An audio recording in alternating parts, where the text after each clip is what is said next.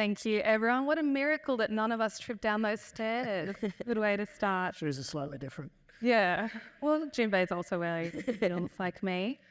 It seems from that poll just then that everyone feels like there's an exciting opportunity in AI. Nick, I might start with you. Oren just before talked about there being a 2 times leveraged NVIDIA product.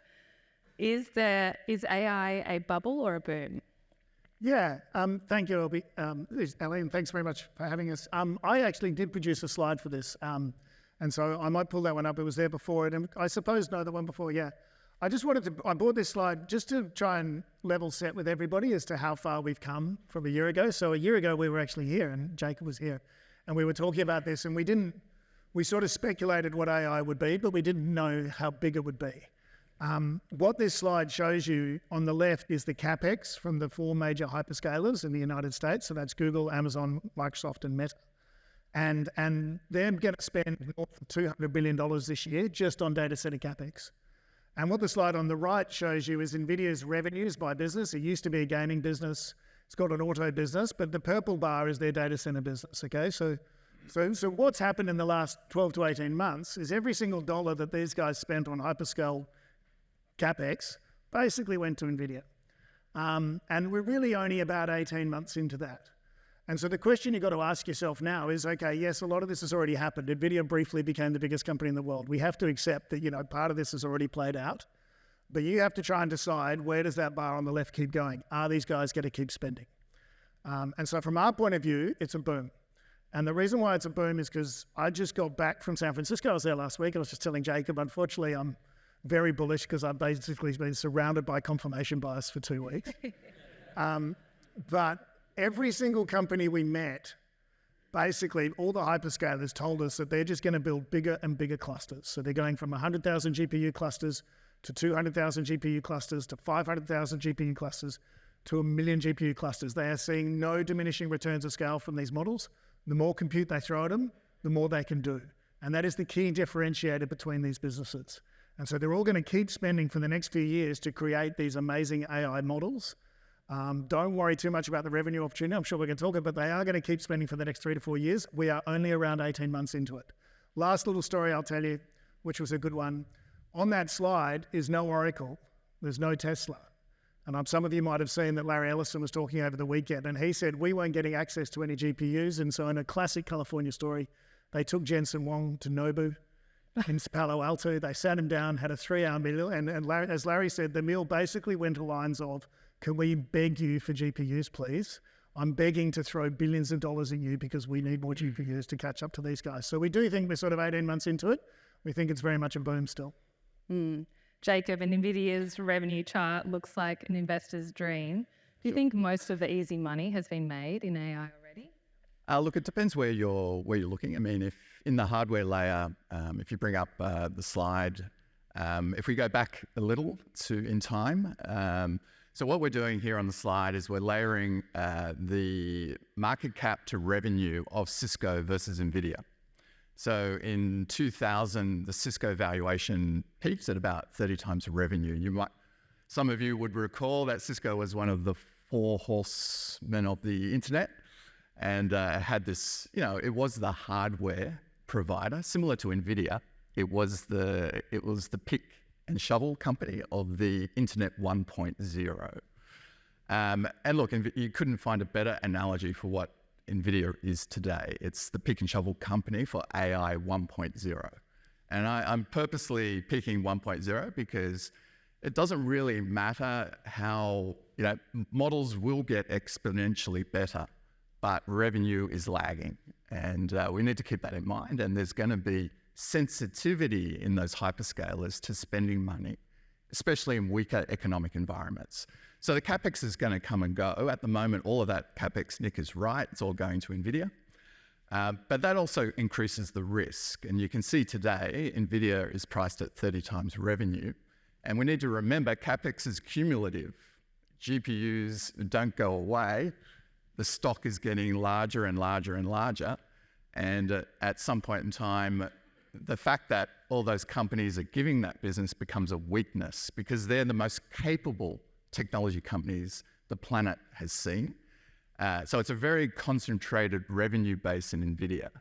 And so they will be looking to deploy custom silicon. They need to cut the cost of compute. NVIDIA's GPUs are very, very expensive. So look, there's a lot going on. The range of outcomes is going to be very, very wide. But we will have to see what happens between AI 1.0 and 2.0 when we actually find the first killer app. Okay, over to you, Junbei. Do you feel like AI is a boom or possibly a bubble? Look, I think absolutely it's a boom. But rather than focusing, I think when people talk about AI, they tend to talk about the chip maker, the NVIDIA, because, it's extraordinary in terms of the share prices and the like.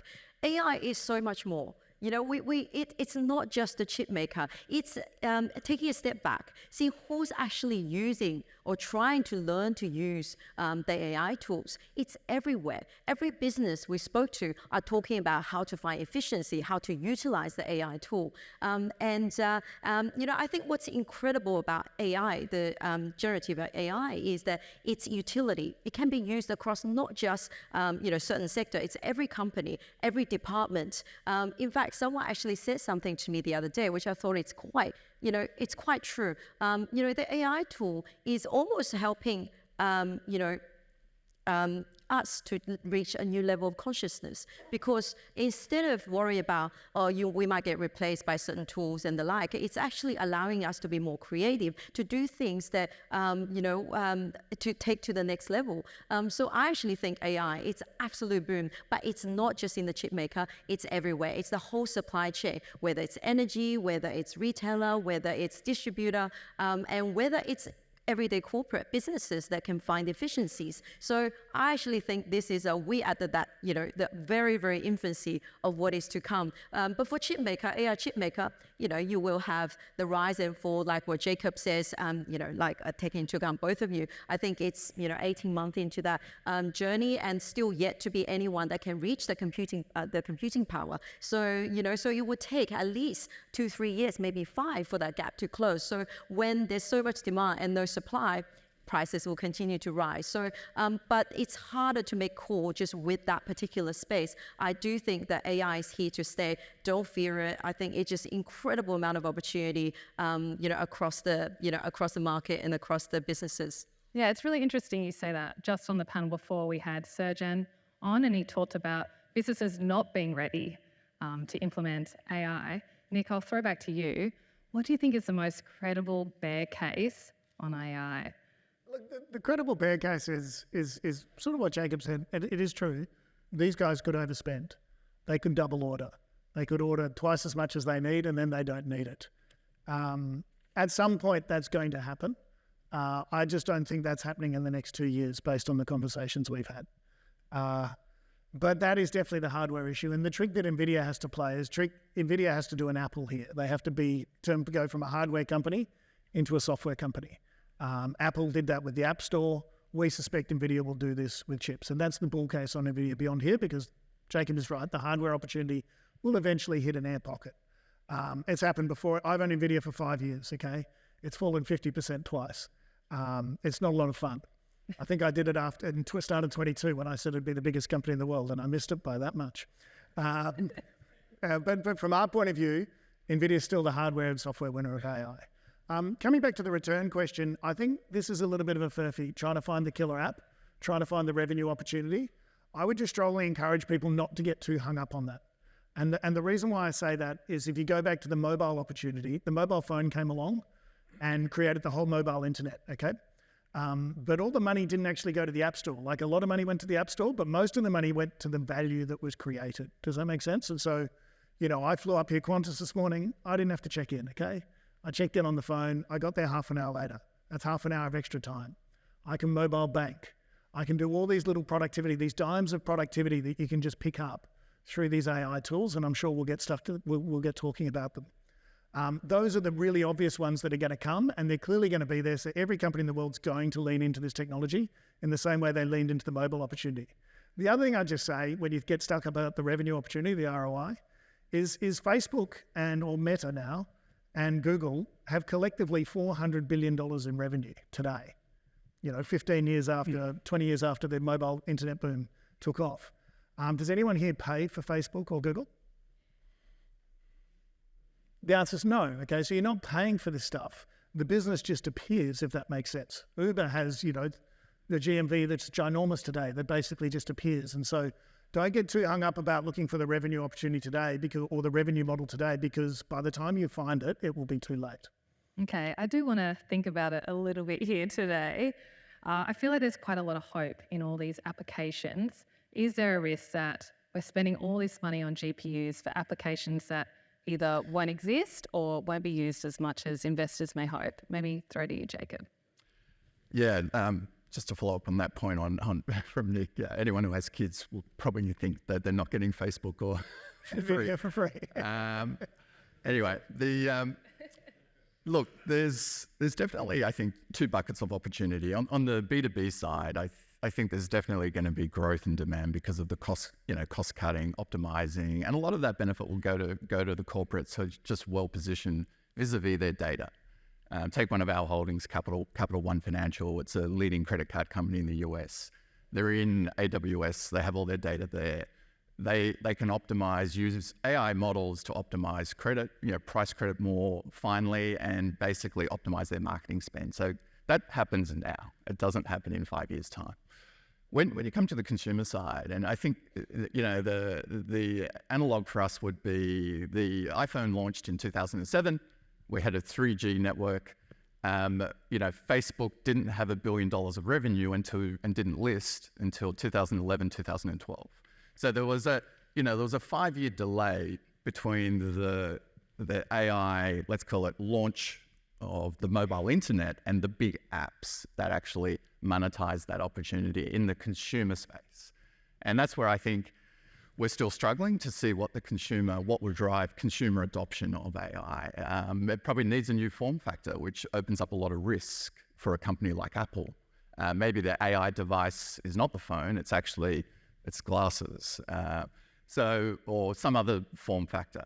So we think on the B2C side that is a much more protracted adoption curve versus the B2B side where it can start. It has already started, and quite frankly, it's always been there because Alphabet, Google, and Meta have been targeting us with machine learning-based ads since the beginning of their businesses. They have been the OG AI companies. We have seen valuations run up quite hard over the last 2 years. In your view, what is a sustainable level of CapEx that can support valuations? That's the $3 trillion question, right? I think it depends where you're looking. If you're thinking about that transition from training to inference, because the inference market for hardware will grow from this point, I think, a lot faster than training, and that inference can happen on all sorts of different types of silicon. It can happen in Alphabet's business on what they call TPUs, which they would claim would be the cheapest cost of compute for inference today. And Alphabet is, I think, just an incredibly cheap company for the amount of embedded AI optionality you have.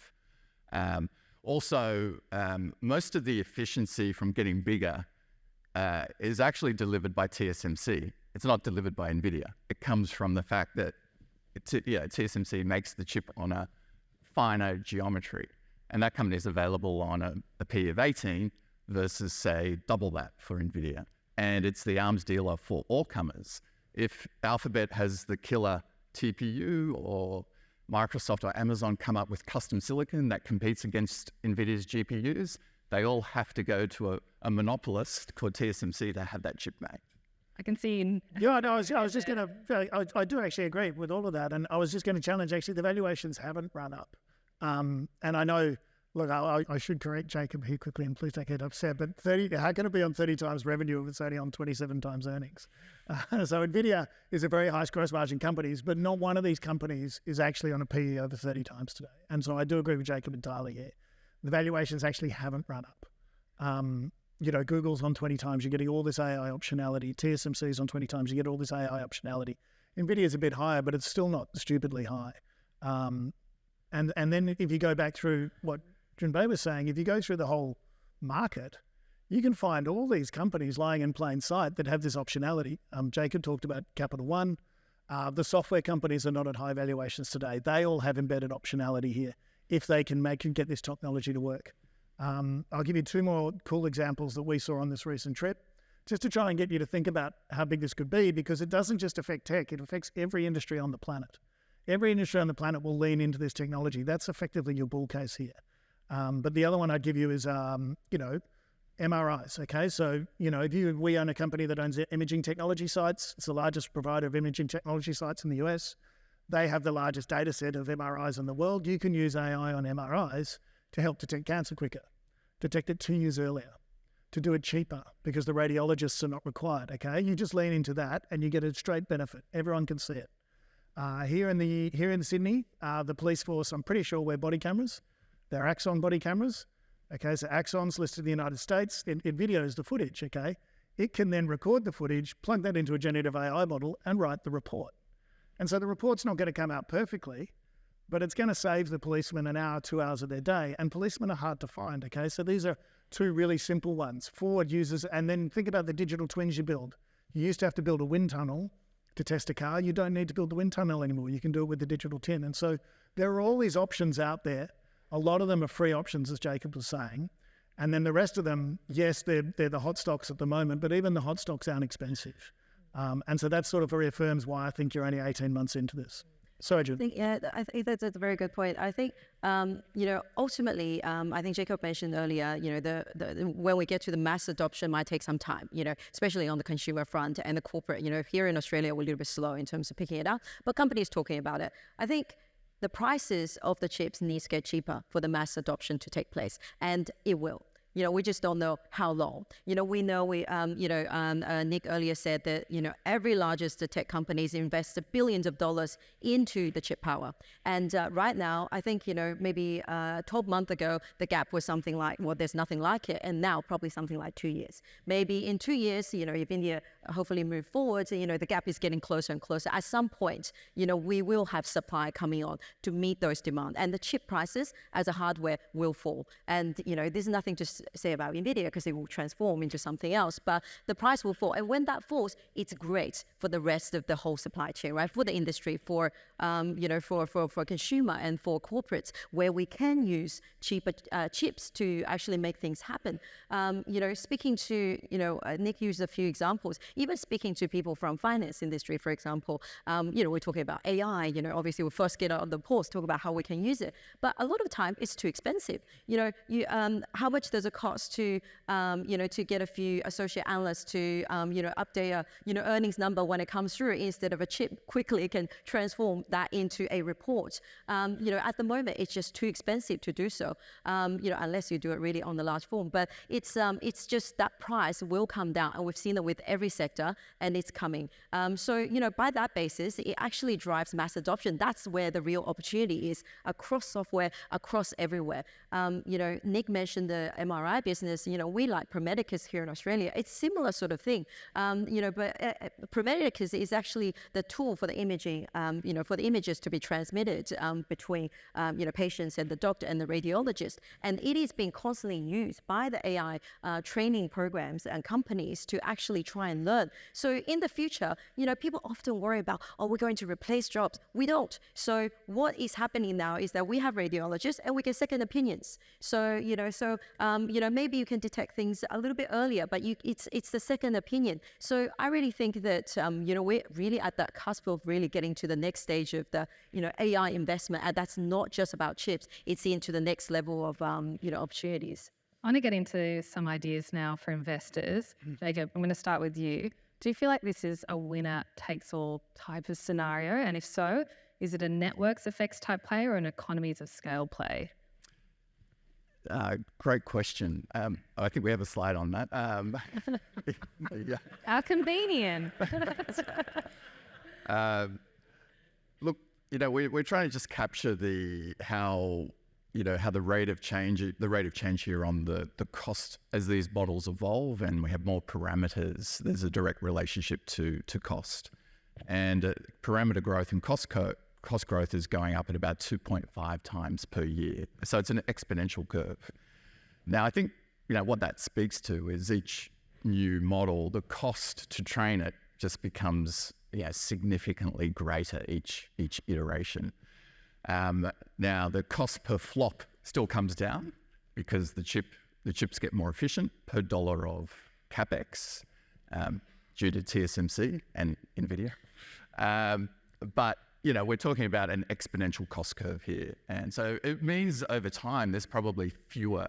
The number of companies in the world who have the resources to keep writing a check for ChatGPT 5 and 6 at the same time as they probably don't have near-term monetization. That becomes it's a bit of a science experiment until they have a clear pathway to, just because ChatGPT 5 can do high school maths, well, unless you can sell that, it's nice. But it may not necessarily mean... Now, these companies can afford to do it because they've got billions of dollars of cash flow coming from their ad businesses or coming from their software businesses. So, look, it's a long answer, but maybe the right answer is the network effect businesses that we all know and love, Microsoft, Amazon, Alphabet, Meta, they, because of their unique data that they've got because of that network effect, now have the capacity to invest in what looks like a scale type business, as opposed to a business that has in itself natural network effects yet. But time will tell. But it does mean the whole AI capex cycle is highly, highly sensitive to how confident Microsoft, Meta, and Alphabet and Amazon are really feeling about the economy. And that's what I want people to take away from this, is that there is economic sensitivity in the AI capex cycle. There will be. And that's not being, I don't think that's appreciated in the NVIDIA sort of multiple today. Do you agree, Nick? Generally, yeah. It is right. And sorry, we said we'd combat here. The price of the chips doesn't go down, it actually goes up. It's the compute power that goes up dramatically, which is what Jacob was pointing out. And so this is a big boys game. And Jacob's right, this really does rely on these big companies continuing to spend money. And from the horse's mouth last week, they are going to keep spending money. They're going to keep spending money for the next 3 years. Now, will they change their view? You're right. This could happen. There is sensitivity around that. And have they changed their view in the past? Yes, there has. There has been digestion periods in NVIDIA's path over the last 5 to 6 years that we've owned the stock, but it's been the right thing to own the stock. And yes, this is a big boys game. These things are going to cost $50 to $100 billion each when they finally get to those million GPU clusters. In terms of your network effect question, I would just point out two things that we've observed, and I think Jacob touched on this as well. Look, obviously the big win here, the more data you have, the better you are. This came up on the last panel. Just think about internally, if you're using Zoom, you're probably going to stop using Zoom and move to Teams. Why are you going to move to Teams? Because your Copilot's going to work better on Microsoft. You're going to move off Dropbox onto OneDrive. You're going to use things like ServiceNow. You're more likely to get stuck on Salesforce, if that makes sense. So the big get bigger. And look, without getting stuck on it, the ultimate network effect winner takes all here is unfortunately NVIDIA. I know it is obviously 27 times earnings. It's obviously had a very, very good run. It's obviously at least part of the way through what it is. But if they get this right, and there is at least a better than 50% chance of them getting right, they become the hardware and software model for AI.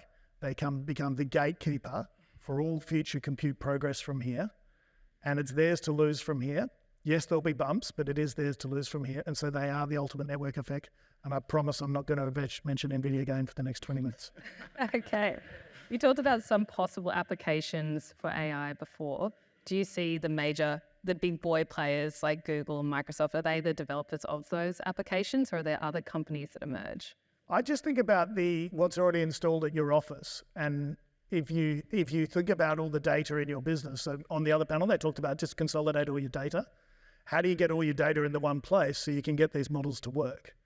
And if your data is on 16 different software applications, that's not helpful. You need to consolidate it down to 4.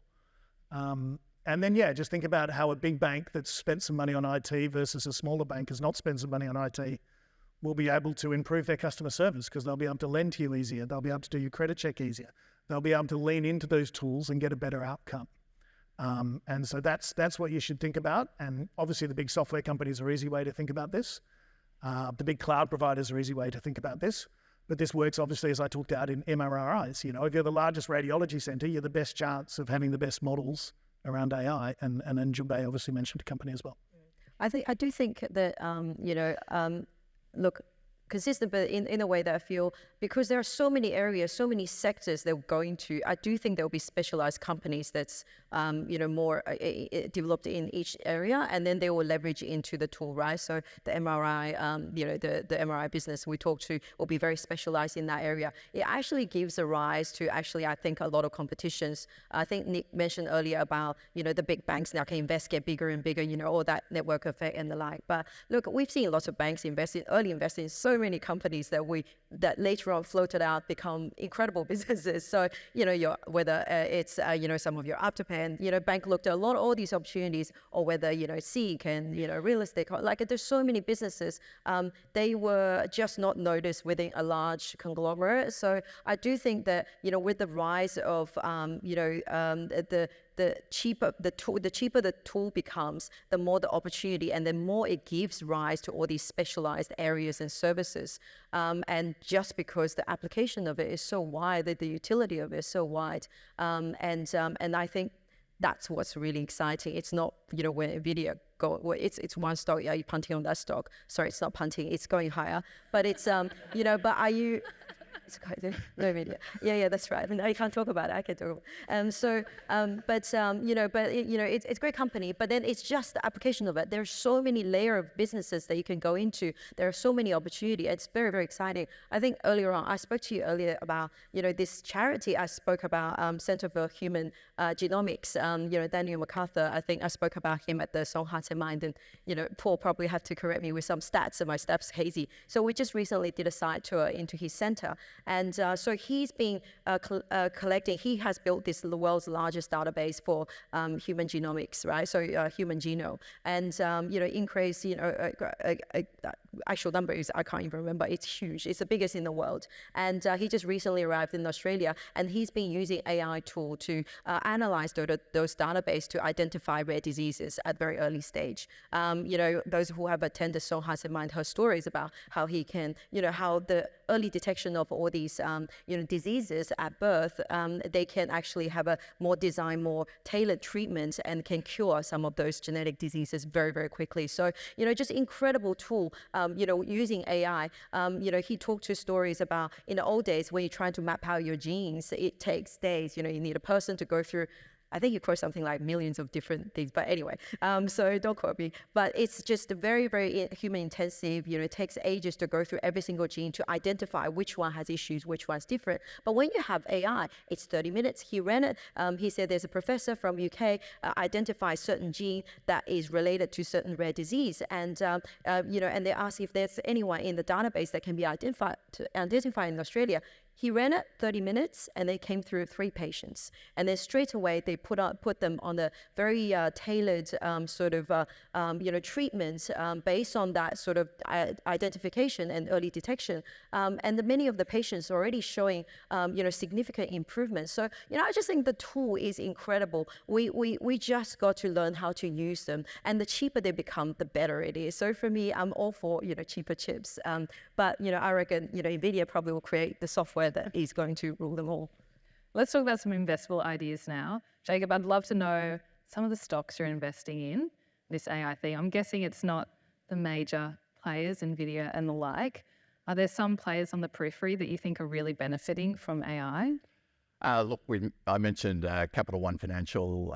I think in the mega caps, though, I think there's still opportunity. It's on the fringe of the mega caps. The software companies that Nick referred to, in the ERP area, they are simply treasure troves of data, and they have the capacity to essentially upsell tools back to their incumbent users. So, anyone who has a path to market, unique data, and is IT savvy, I think is going to make money in the near term out of AI. So Oracle, we've owned SAP, we now own Workday. Workday is the leading human capital management ERP company in the world. And, you can just imagine, the sorts of AI learning they can get out of their database, paying people, hiring people, being more effective in recruiting, minimizing staff turnover, which is very, very expensive, and also extending into more traditional ERP. I think, financials, if you've got a tech-savvy bank, that's a big if. But if you can find a tech-savvy bank, then, there's a big opportunity there. Jinbei mentioned, small, if you can bring down the cost, you really increase the TAM, and that's 100%. And, and I do think that, I'll mention the unmentionable, but, we're not, Antipodes is not convinced that what Nick refers to as the software lock in NVIDIA it's very powerful, and quite frankly, Nick has, better form on NVIDIA than Antipodes. But, as you transition from, the purchase decision becomes inference versus training, we think that software lock starts to drop away, and it brings, dare I say, it brings AMD, it brings in custom silicon, it brings in Alphabet with TPUs. And as you know, Alphabet and Meta, they basically service small businesses. So, we do think there's a lot of opportunity for those companies to sell agents. You get onto you're in WhatsApp, and all of a sudden you're being sold to in WhatsApp by a corporate agent. That type of thing. I think they've just, really, it's the early days of increased monetization by those companies. How about you, Nick? The AI tool in the WhatsApp, how annoying is that? When you try to say something, they just pops up. Yeah, the AI tool in WhatsApp. For me, okay, there's a company I talked about before that I won't mention. I wonder what it is. No, but the other companies we like. Look, I think for us, it's about trying to find the free options and things that people haven't thought about. And actually, I've got a slide on this. So if you just go to slide, other way, back right there. Okay, so it's important maybe, and look, this is just what we're talking about, but obviously we spent a lot of time today talking about, the cloud service providers spending a lot of money on semiconductors that is then going to spend a lot of money, to create these great software products that are going to make money. And that's sort of the top of the iceberg. And that's the obvious stuff. And it's still I agree with Jacob, it's still very much there. What we're thinking about is below the iceberg. So what are the things that people are going to be able to lean into to make their product better that you haven't thought about, or that's maybe not in the price? And so from there, we talked about MRIs. The company there is called RadNet in the United States. That's a small cap that we quite like. We talked about security cameras, security footage. The company there I talked about is Axon. That's also in the United States, which does it within law enforcement. So just think about security. Think about how easy it would be to protect the golf course if you had drones and cameras, as opposed to poor people who have to walk a hole in front. Think about X-ray vision at the airport. Wouldn't it be nice just to get through that line a bit quicker with a bit of AI involved there? Those are the sorts of things we're thinking about. And the last one I just point to on the left, and I will agree with Jacob here, there is going to be a device cycle here. Look, Apple hasn't got it yet, but at some point, Apple's going to come up with a Siri that actually works. And it's going to force you to buy a new phone. Facebook's going to try and come up with some glasses. There is going to be this whole device cycle, which obviously favors those companies, but also favors the TSMCs of the world. So those would be some of the companies we point to. And it's really that below the iceberg stuff is where we're spending our time at the moment. Jinbei, a lot of the attention today has been on overseas companies, particularly US-listed companies. Where are you seeing opportunity in Australia when it comes to AI? Look, I know Australian market is not known for its sexiness, but we do have a few, interesting companies that we actually have directly leveraged to that. Prometic, as I spoke to, already the, one of the largest, and then, global in the US, and its software is essentially used by training, AI training companies to go into the MRI space. Clearly, the old data center is an easy way to play that AI because the incredible incredible amount of investment gone into it. We have different ways to play it, whether you play the pure data center, that's an XDC, or whether you go to the Goldman Group. Now, we're also into the smaller level. We have, the likes of the Infratel, which is also investing into the data center by, great team of management, essentially specialized in that whole, venture capital-like type of space. Now, aside from that, when we talk about the replacement cycle, I can't help but get excited about JB Hi-Fi, because PC has been down double-digit for quite some time now in terms of replacement cycle, because when COVID came, everyone went out and bought TV, right? Or not TV, went out and bought PC. And so the replacement cycle been going down for a very long time. And finally, we are actually now hitting a point, not only people ran out of, old computers sort of needs to be replaced, and also we are now coming out with the interesting sort of AI-enabled PC. Now, clearly, that's going to take quite some time because they're still too expensive. Might take a few generations for consumer to adopt. It needs to get cheaper. But retailer like JB Hi-Fi, consumer electronics, is directly linked to that. Maybe the Apple phone will have, great features. Maybe another phone will have a great features with AI. It's all fantastic because it just creates that consumer excitement to really move into that. So that's one area also we're looking at. We're actually quite excited. This the whole supply chain you got to look at. The next thing you got to look at is utilities, right? Who's going to support all this energy? We're going to run out of energy. At the moment, what data center tells you is that land is actually not hard to come by. It's actually to secure the energy source and the pipeline to deliver to those areas is actually really, really difficult. So I actually think, you've got to look at your good old energy companies where they probably best positioned to invest and to benefit from this mega trend, because that is, it's going to take a long time to be resolved. So, so I think there's a whole chain that you can look at across the Australian market, and from the very fast-growing businesses to the more traditional, capex heavy businesses, and I think they will be the beneficiary of this whole, growth in AI. Just to finish off today, anyone who knows me knows I love a little dash of drama to finish off my interviews. So I'd love to know, who are the AI imposters out there? Who are the fakers, both in the US, the world, and also here in Australia? So many. Oh, exciting. Let's name and shame them all, one by one. Oh, where do I start? So many. Look, the big one is these Supermicro, these server companies, Supermicro, Dell, HP. They're not going to get the margin. All of that money, you're not going to get paid for putting the box around it. Unfortunately, everyone knows this now, but Intel is just unfortunately on its way to a slow death. Unfortunately, because of the lead that NVIDIA's got. Those would be some really obvious ones. But it's fair to say the hype's getting pretty high. We were joking the other day as what's the paint of AI? Because everyone seems to be putting AI into their conference call in some way, shape or form. So there's so many out there. The winners are actually very few, because it's the biggest companies. It's the companies in semiconductors. They're all quasi-monopolies or oligopolies, or it's the big guys, and then it's some of these other companies that we talked about that can add the cost. But be wary. There's a lot of people obviously trying to catch the wave. When the West Australian resources companies flip, that's normally the time. Junbei, where are you seeing the fakers listed on the ASX? Oh, look, don't want to offend anyone. Look, I think, this almost reminds me of the dot-com boom, right? So every mining company had a internet strategy during the dot-com boom, isn't it? So this kind of feels a little bit like that, particularly early stage, tech businesses, they kind of want to use the word NVIDIA, but, particularly the last 12 months, where the growth of NVIDIA is so incredible.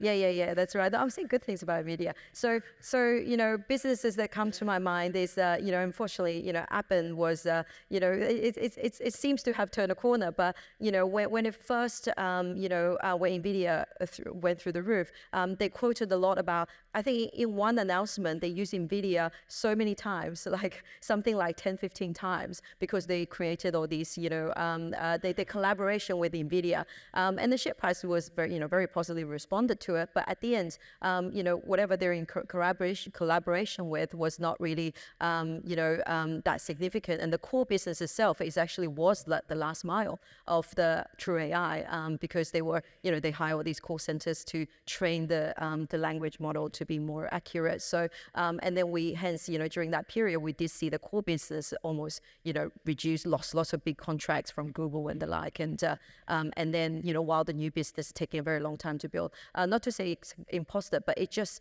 I think, unfortunately for human nature, where something's growing so fast, we all want to, share some part of it to drive excitement. Over to you, Jacob. Where are you seeing imposters? Yeah, Supermicro.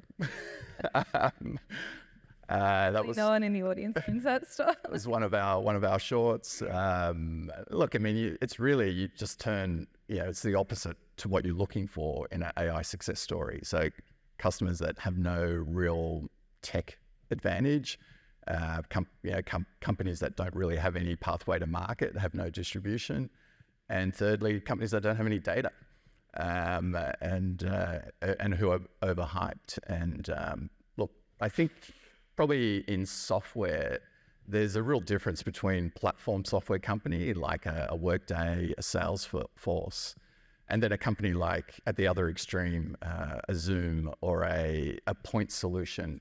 And I think the point solutions are really easily disrupted in this world. And it's also a great example. I mean, Zoom, I think, traded on a revenue multiple of 30 times. And remember, Zoom was going to put an end to all business flights because we were all going to be connected. So there's probably more imposters than we realize, because it's natural for the market to extrapolate revenue growth to continue, and then something doesn't actually work out to be a resilient business. So I'd be hunting in vertical software, point solution software, and then companies that are funded by private equity that don't have the resources to take their tech forward. So you would be surprised, but roughly 20% of the US workforce is in a company that is effectively owned by private equity and funded by private credit or high yield bonds. And because of where interest rates are, they don't have any cash flow. So they can't invest in their tech stack. So the disruption pressure, as Nick mentioned, the winners are pretty much mega caps. The losers are medium to small businesses that don't have the resources to invest and stay current. Let's go to some audience questions now, if we can try and get them up on the screen. Okay, question from Anonymous. How do you think NVIDIA pivots from a pure hardware-driven business to an app store-style business, as Apple did? How does that look to you? Maybe, Nick, you could answer that one. Yeah, okay. So I'm going to have to talk about it. Okay, so NVIDIA has these things called NIMs. NIMs are, so it's important to understand what are they doing? They're accelerating computing, okay? How do they accelerate computing? They accelerate computing with these things called GPUs, which is a different chip design, but they also accelerate computing with software models on top of it, algorithms on top of it, and they call these things NIMs. And so they have one for biology, they have one for drug discovery, they have one for credit, they have one for chatbots at McDonald's stores, etc. And so if you're trying to build, say, a chatbot at McDonald's drive-through, you effectively put your workload on the cloud, you build your app inside the NVIDIA NIM, and then it runs on an AWS cloud somewhere, and you're paying a license fee to NVIDIA, and it's running on NVIDIA chips inside that AWS cloud. So in that example, NVIDIA is the hardware and software model of that chatbot, and then just extrapolated that across every single application in the world that people are going to use these models for, and that's how they do it. Okay, there was a question there, but it disappeared. But I want to ask it anyway, because I'm interested in it. I've seen a lot of Hollywood movies about robotics and AI and what could possibly happen. They're all very dramatic and fun to watch. Are any of you worried about the dangers of AI? I can go again if you want. Yeah, I've seen some pretty scary things. Okay. Yes. So there's obviously a lot that has to be done safety-wise here. Robots are going to be a big part of this. I mean, again, a funny story, but we were at Tesla last week, and someone was telling me, I did not see it, but the Optimus robot walked into his office and changed the light globe while he was working. I thought that was an amusing story. So it's important to remember these robots in theory, you can now train them with just movement. So you used to have to program a robot, pick this up, move that, and that would take like a week of code. Because of these large language models, you can film the movement of what you have to do, change a light globe. It will then take that movie, interpret that into code, and then pass it on to the robot, and then the robot can do it quite quickly, okay? So there's some really quite big breakthroughs happening here, which could in theory be quite dangerous at some point in the future. But that's the sort of level that the speed that these things are moving at, and that's why everybody is so excited about it. I did have one other point, but I forgot. That's with the, we will tend to fear something that's new, and especially something growing so fast. Yes, there's risk because, AI, it hallucinates, right? So it learns from lots of things, and if something's repeated enough times, then it thinks real. And then it creates its own story, creates its own thing. Maybe created, believe that it should go change a light bulb. I think it's like anything new, it's we just got to, learn it collaboratively and, observe it, train it. Also what's important, I think there's now more government looking at it, the regulation that's looking at it. How do we monitor them? How do we do all of that? So I think it's very, very important for a industry at such infancy. It's a very exciting industry at such infancy to really be properly guided and work closely with all the bodies, right? Like whether it's industry, whether it's government. I think in the Australian government, there's quite a few bodies already looking at it. But it's a delicate balance whether, because I think I heard Australia, there's like 4 different bodies looking at it. So, don't stifle the innovation, because you've got so many industry bodies not sure what to do.